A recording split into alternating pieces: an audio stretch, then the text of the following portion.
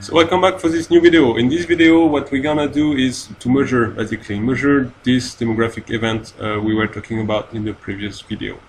So there is many ways of measuring it, and the first way, which is quite simple and quite important as well, is to measure nucleotide diversity of a given population. And one way to do it is simply by measuring pi, or average pairwise differences, and the way it works is quite simple. Let's say you have 4 individuals for which you have the sequence, then you will compare them pairwise, one by one. So comparing individual 1 and 2, 2 and 3, 3 and 4, and 1 and 4, and for each of them calculating how many nucleotides are varying between them, like C and G, for example, here.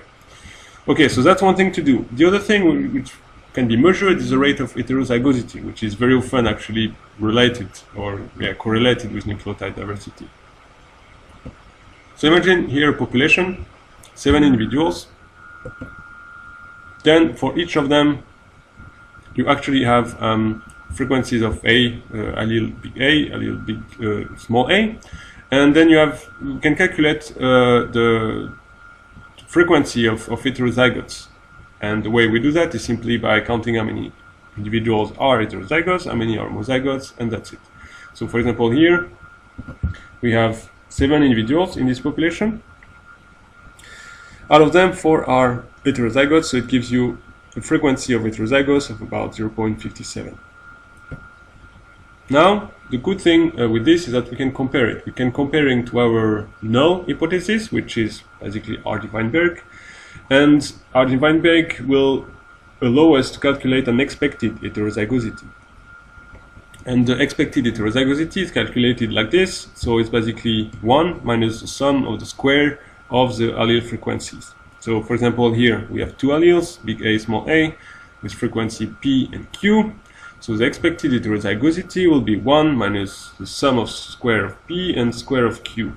And you can calculate yourself, but that will give you an expected heterozygosity of 0.5. So of course it's completely random example.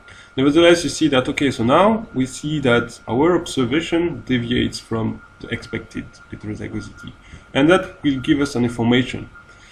Here, in this case, so there is higher heterozygotes than expected. That could suggest over-dominance, which means that heterozygous individuals for a specific locus, for example, are more fit than homozygotes. Could be one thing. Now, if you imagine the other way around, a population where the rate of heterozygotes would be lower than expected, then that could suggest to you that the population is undergoing some inbreeding, and if it's plants, for example, could well be a selfing population. Because with selfing will lead over generations to reduction of heterozygotes and increase of homozygotes in the population. So comparing observed and expected heterozygosity, we can tell a lot about the demography of this population. Now another variable which is very useful when looking at demography events is Tadjimaz-D.